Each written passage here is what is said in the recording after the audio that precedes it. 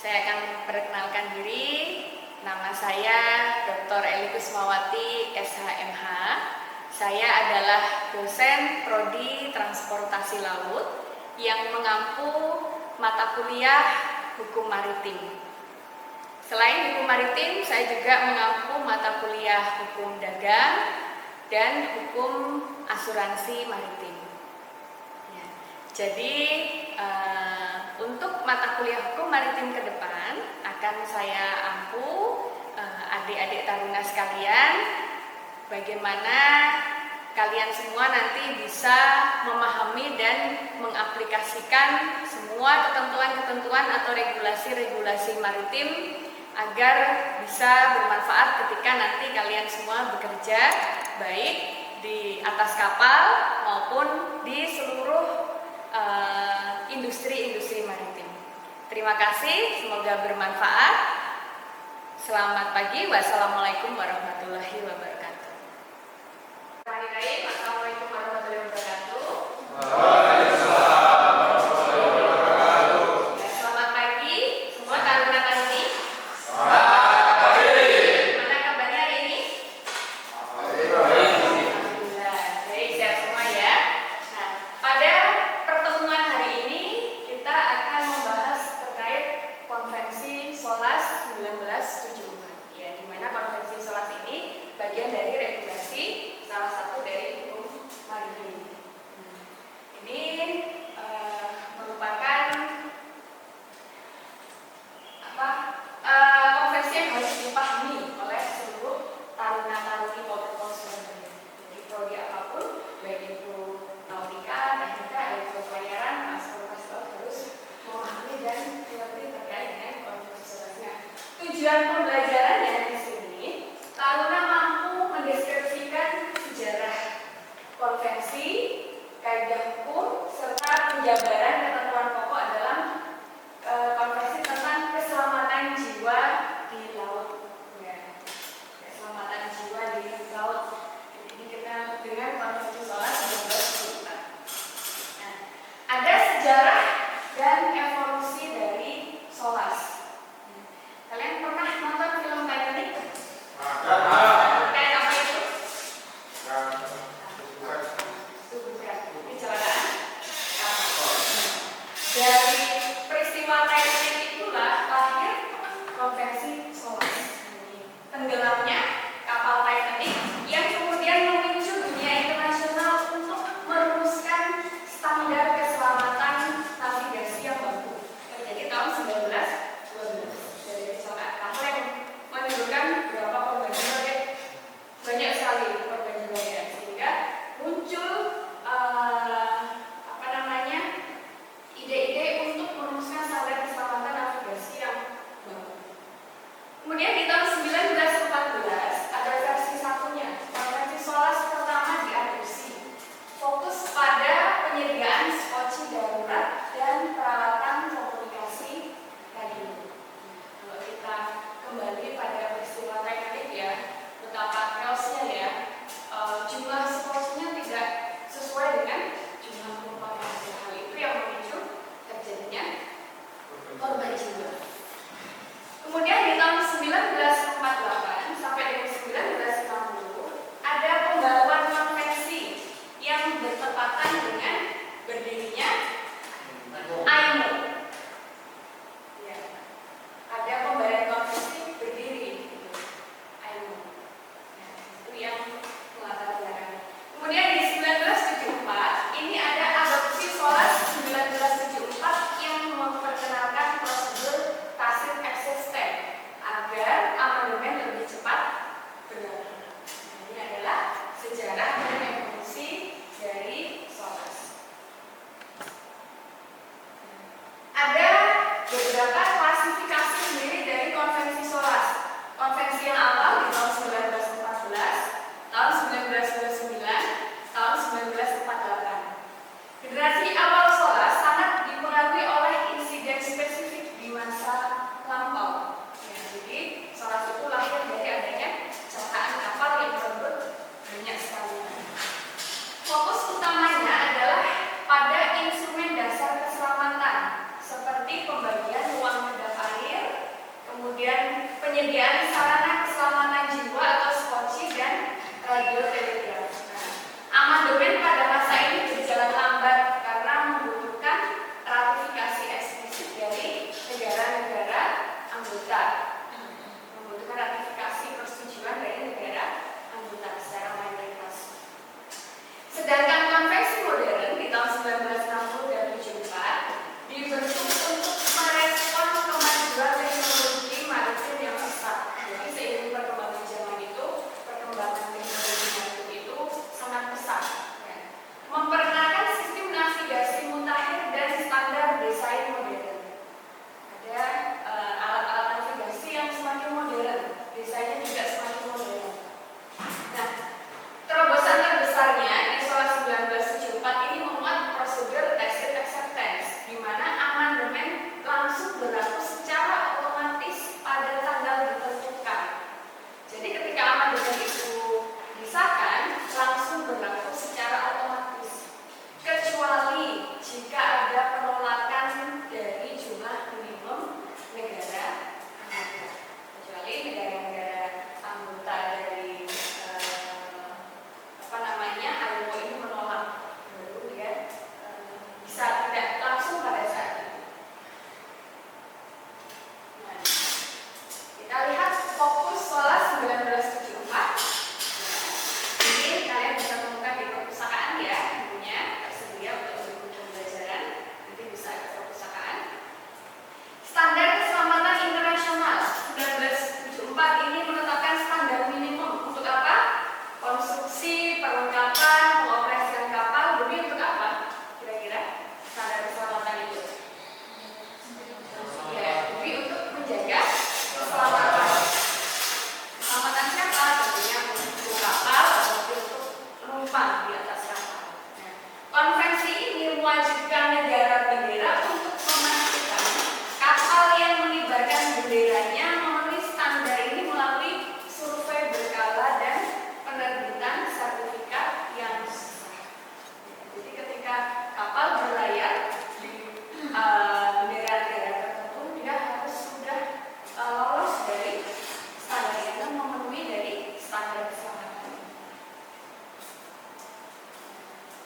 Kita lihat bagaimana kaidah hukum SOLAS 1974. Yang pertama, mengikat internasional. SOLAS merupakan hukum internasional publik yang mengikat secara hukum bagi setiap contracting government atau negara penandatangan.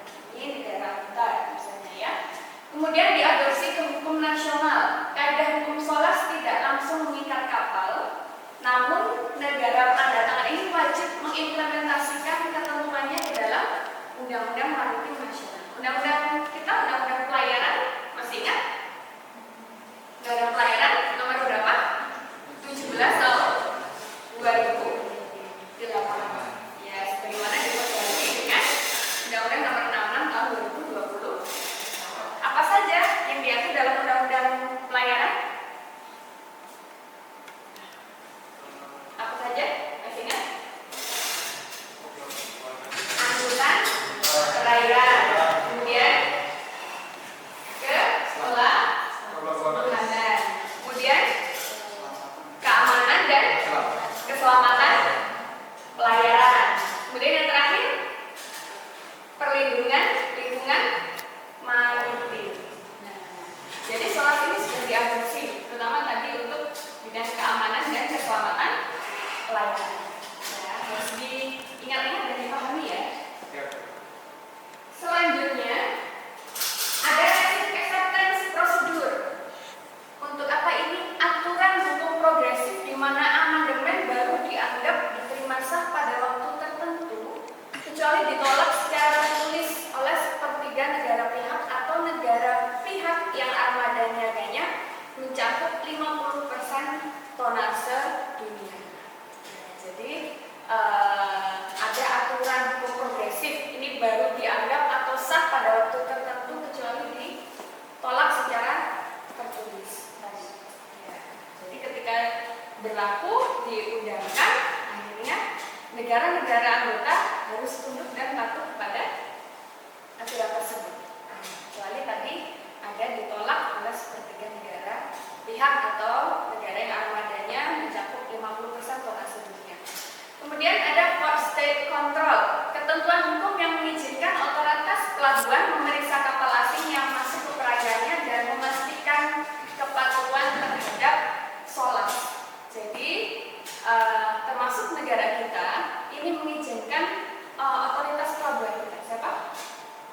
KSP. Atau kalau kita di Surabaya ada KSP. Ya. Ini akan memeriksa kapal asing yang masuk di perairan. Kita kan ada 4 pelabuhan internasional ya, ada di Surabaya, di Jakarta, di Makassar dan Medan. Ya, ini akan memastikan kepatuhan terhadap SOLAS. Dalam pokok SOLAS ini ada 3 bab ya, ketentuan umum, konstruksi dan alat keselamatan. Ketentuan umum mengatur tentang regulasi, survei, sertifikasi, wewenang port state control tadi pelabuhan, termasuk jenis kapal yang dikenakan konvensi. Jadi jenis kapal yang dikenakan konvensi ini adalah di atas 500 gross tonnage untuk pelayaran internasional.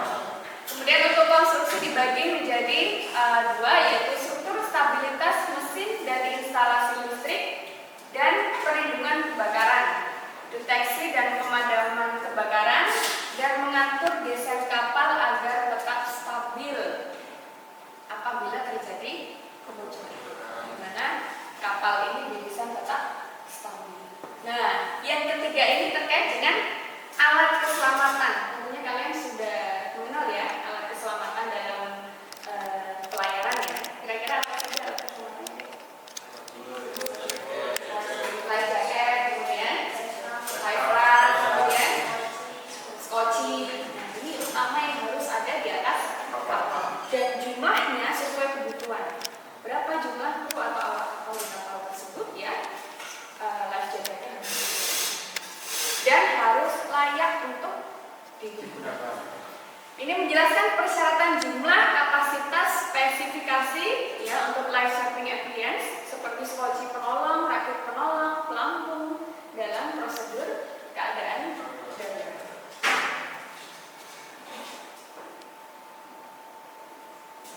Kemudian ada bab 4 dan bab 5 navigasi dan radio, mewajibkan penggunaan GMDSS untuk komunikasi darurat global.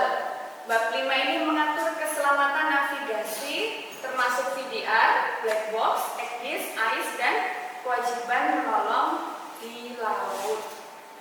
Ini sudah kenal semua ya alat-alat ini ya. Mungkin dengan dosen pengampu sudah praktek juga ya tentunya ya. Kemudian di bab 6 dan 7 ada kargo berbahaya. Nah, apa saja kira-kira kargo berbahaya? Muatan berbahaya kira-kira apa saja?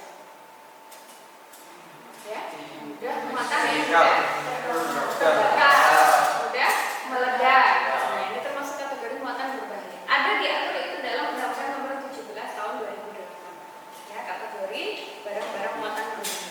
Penanganannya ada sini. Ya. Nah, ini ada dalam mata kuliah penguatan. Ya, nanti dengan dosen yang mengaku mata kuliah penguatan. Mengatur prosedur pemuatan, penyimpanan, dan penanganan kargo termasuk gandum ada di bab 6. Bab 7 sangat krusial karena mewajibkan kepatuhan kepada AMDG Code untuk barang berbahaya atau barang-barang dengan istilah apa? Dangerous goods ya, untuk barang muatan yang berbahaya.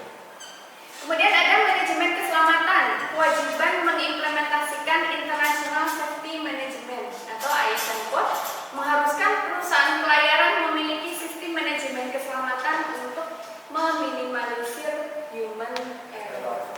Jadi sampai dengan bab 9 di sini ya, dalam pokok SOLAS ya.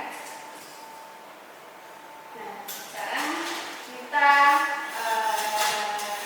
jabarkan implementasi untuk kalian semua. Ada penjabaran rumus aturan dan tanggung jawab.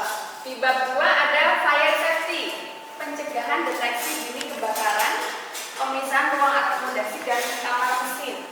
Apa tanggung jawabnya ketika di atas kapal? Mengetahui lokasi apar, fire hydrant, dan menguasai peran dalam masterway saat fire burning. Ini sudah pernah praktek? Ya. Kemudian bab 3 ada life saving, spesifikasi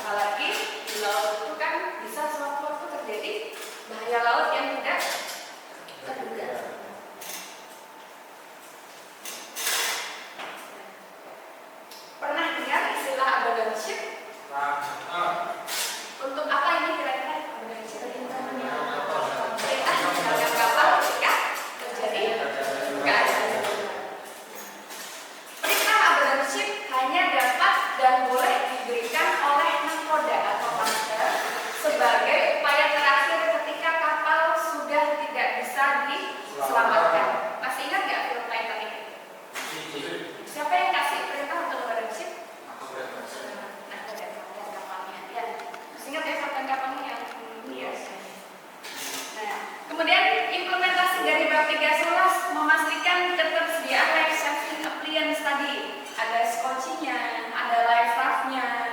Kemudian siap pakai dalam hitungan menit untuk kondisi darurat. Nanti kita lihat gimana sih teknik adaptasi.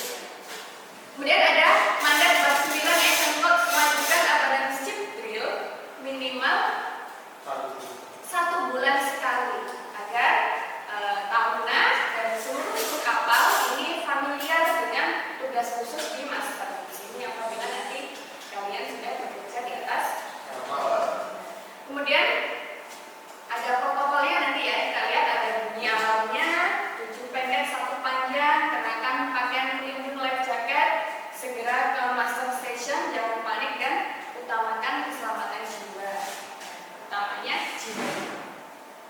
Nah, kita lihat ya, ini ada video untuk maksud ya.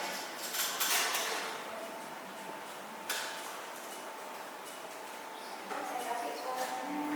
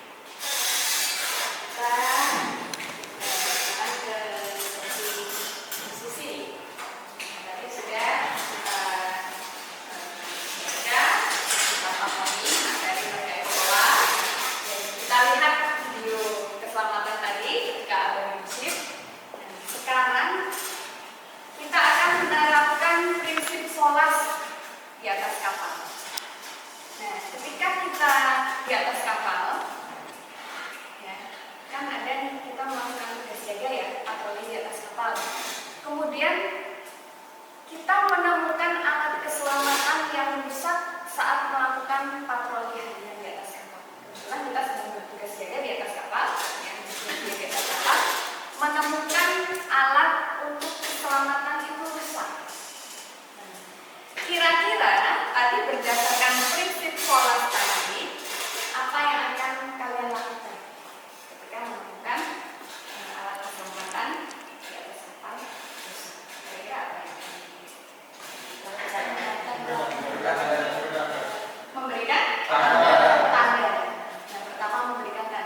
tujuannya apa diberikan tanda? Untuk supaya orang lain tahu. Supaya orang lain tahu. Ya, karena bahaya kalau kita sudah tahu alat yang rusak, mungkin hanya kita dulu yang pertama tahu, kemudian kita tidak melakukan apapun, kemudian saat terjadi tadi keadaan darurat, orang lain menggunakan, itu akan sangat berbahaya. Kemudian yang kedua apa kira-kira? Melaporkan ke perwira. Jadi dilaporkan ke perwira bahwa ada alat keselamatan yang rusak. Ya, itu harus dilakukan. Tidak boleh mengabaikan. Kalau kita mengabaikan keselamatan, sama juga kita mengabaikan keselamatan orang lain, kan keselamatan. Apalagi yang dilakukan mengganti dengan cadangan. Pastinya ada cadangan untuk alat keselamatan. Kalau terjadi kerusakan itu ada alat keselamatan. Ya, jadi diganti secepatnya sudah dilaporkan, diganti yang betul-betul dia berfungsi. Bayangkan kalau contoh kata kalian menemukan jaketnya rusak, tidak berfungsi. Diam aja nih diabaikan. Nah, ketika terjadi keadaan darurat harus ada abadi musik tadi yang meninggalkan kapal, jaketnya dipakai oleh salah satu kru. Bisa bayangkan itu bisa berisiko. Ya, selanjutnya apa deh? Didokumentasikan atau dicatat. Ya, dicatat itu semuanya ada logiknya ya. Jadi dicatat, mungkin ada fotonya ya. Jadi tadi apabila menemukan alat keselamatan yang rusak, yang pertama adalah diberikan tanda. Yang kedua melaporkan kepada perwira. Melaporkan apa nih, ada terjadi ditemukan kerusakan alat. Nah, ini sesuai dengan ketentuan. Yang ketiga mengganti dengan cadangan. Dan yang terakhir adalah dokumentasi. Sampai di sini sudah jelas penggunaan kalian terhadap konvensi SOS. Ini yang harus dipatuhi dan diterapkan di atas keselamatan tadi. Abadonship tadi harus tahu ya, teknik untuk meninggalkan kapal dalam kondisi darurat. Tidak hanya kepada kru. Ketika kapal ini adalah kapal penumpang, wajib kita untuk mensosialisasikan bagaimana teknik meninggalkan kapal ketika dalam keadaan darurat. Keselamatan itu adalah tanggung jawab kita semua. Tanggung jawab terutama kru kapal itu harus bertanggung jawab. Life jaketnya harus sesuai jumlahnya, kemudian bisa berfungsi dengan baik. Kalau ditemukan kerusakan, segera dilakukan prosedur tadi. Ya. Dicek scotchingnya, kemudian light raftnya dicek, ya, bisa betul-betul digunakan atau tidak. Nah, sehingga perlu sekali untuk drill keselamatan. Tadi drill dilakukan supaya kita senantiasa diingatkan untuk keselamatan, karena keselamatan itu faktor utama. Ya.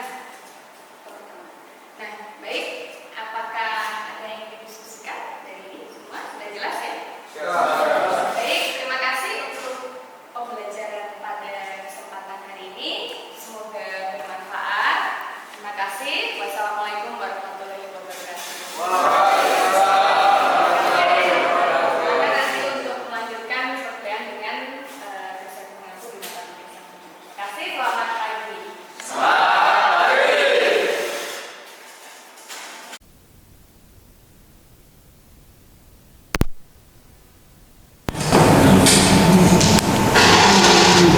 Cek. Cek.